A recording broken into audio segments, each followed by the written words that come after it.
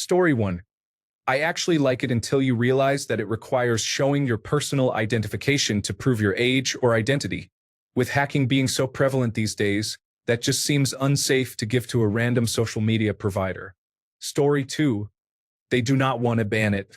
They now advise against it, just as they advise schools and students not to use their phones during high school hours. They also advise against giving phones to children younger than their first year of high school. To clarify, I see many comments about how to police this, and I would like to point out that it is already policed, although inconsistently. Social media platforms can already ask you to prove your age.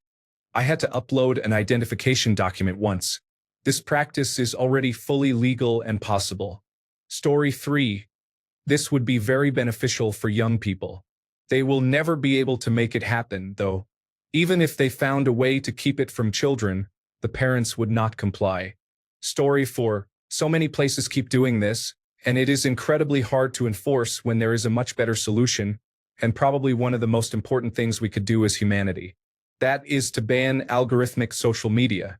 No use of personalized information, just a chronological feed of people you follow or communities you subscribe to. There may be a global feed, but otherwise you have to search for things for self-discovery. It would fix many issues, not just for children, but also for many people who fall into dangerous rabbit holes of misinformation or social media addiction. Story 5. Don't most social media sites already require parental consent for anyone under 18 years of age, along with parental supervision? Are these regulatory requirements going to infringe further on our rights by requiring us to upload important information and have those social media platforms figure out a way to secure and host it? They already have enough problems securing their platforms as it is. Do we really want them also being responsible for hosting critical data? Story 6.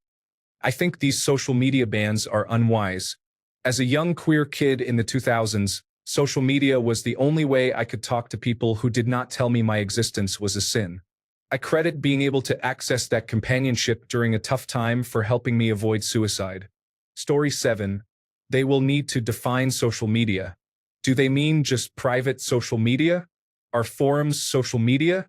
What about their school's bulletin board? Does that count? What if they create their own website where they share their thoughts and photos? Does that count? What if it allows comments?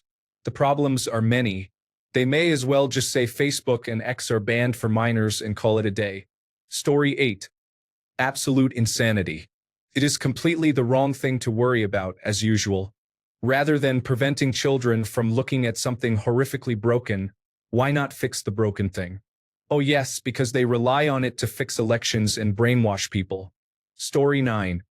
Too harsh, unrealistic, and almost impossible to enforce. It will cause more problems. Parents are responsible for their children's overall screen time. Story 10. That is a great idea, and no parents should determine it in my opinion because many use a tablet or computer as a babysitter for their child. Social media was never meant for elementary school. Story 11. Once again, the government is stepping in to do what parents should be doing, and it will be ineffective as always. Story 12. If it's just a cannot have an account issue, then it is fine. However, if it means websites need to verify age by identification, then that can be a problem. Story 13. Why just 14? It should be 18 at least, and by then I expect most children to be smart enough not to ever jump on them in the first place. Story 14. I understand the intention, but I see this going wrong in many ways.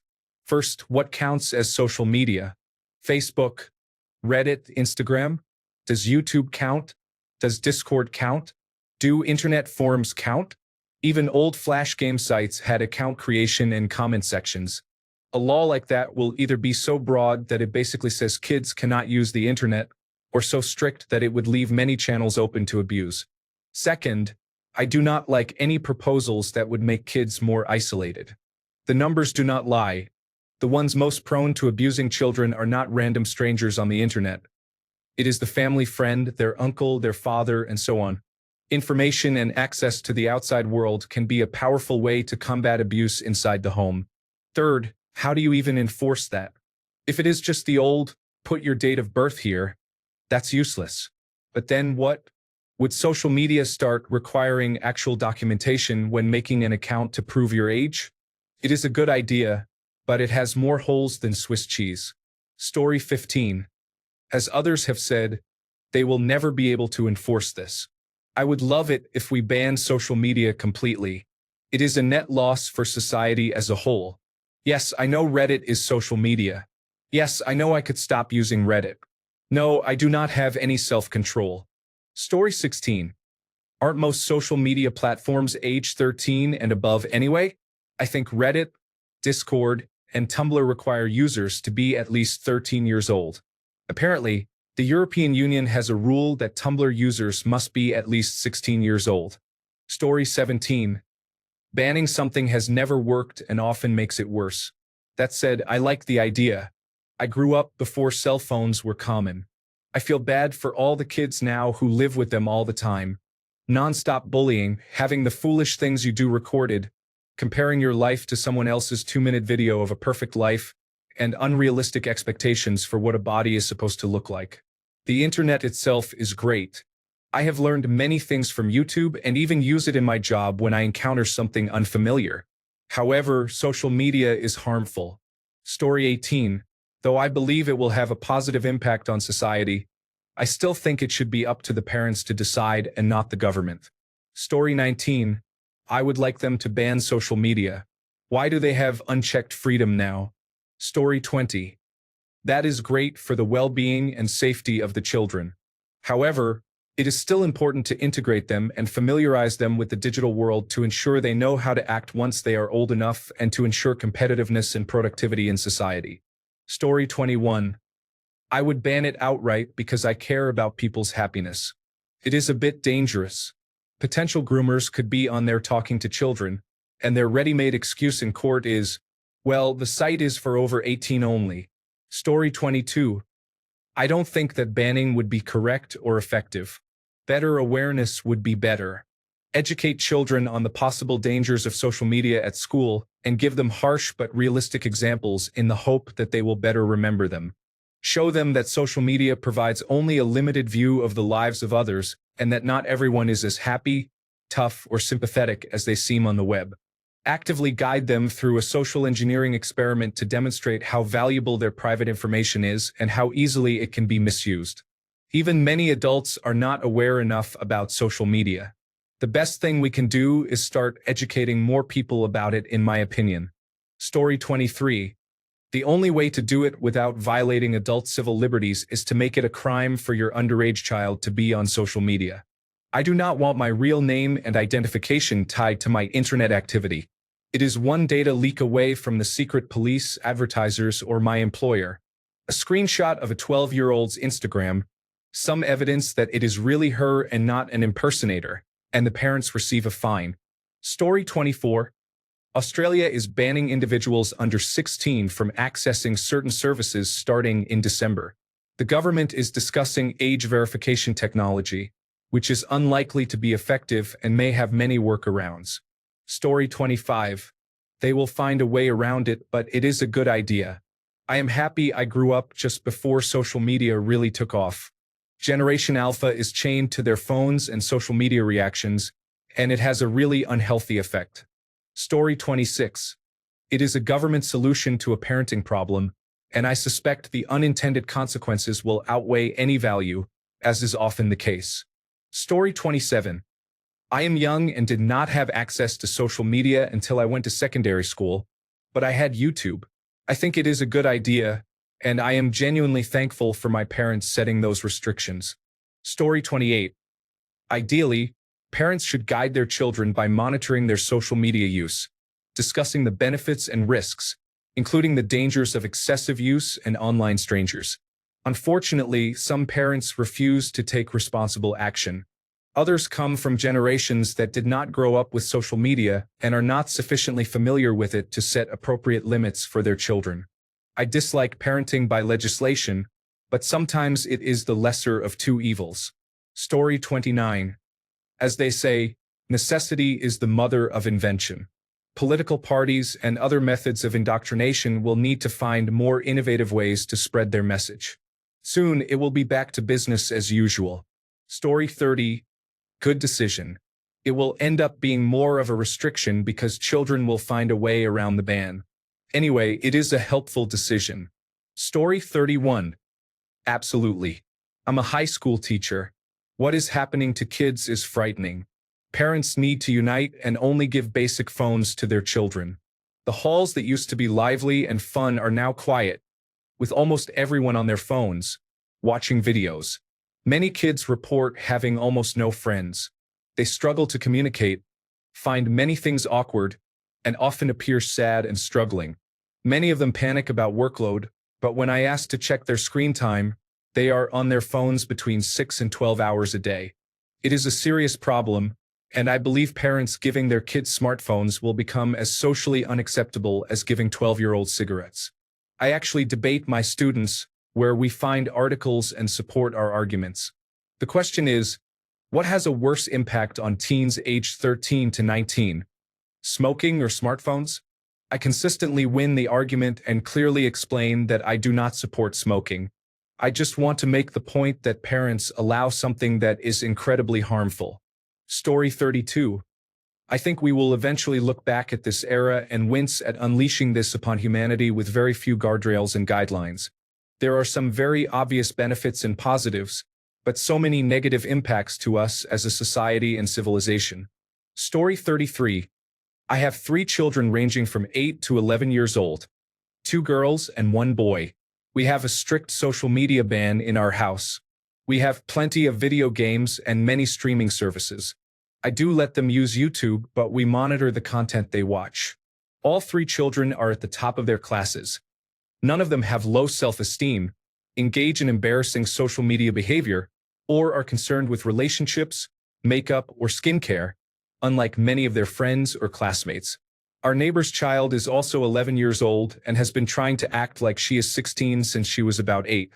She wears more makeup than any grown woman I have ever known and has been very focused on boys for years. She has had unrestricted access to a smartphone and social media since she was 6. It is the parents' responsibility for allowing the internet to raise their children, but for the sake of society, I would fully support a federal or state ban on social media where I live. It would be better if the movie Idiocracy remained a comedy instead of becoming a documentary. Story 34. I would say that adults above the age of 40 have been much more misled and destructive because of social media, so maybe ban them first. Story 35.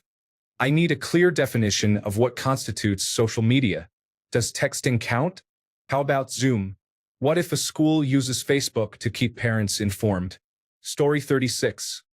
I was 18 years old all my life until this year. Online age requirements are unenforceable by nature. Story 37. Lift it to 18.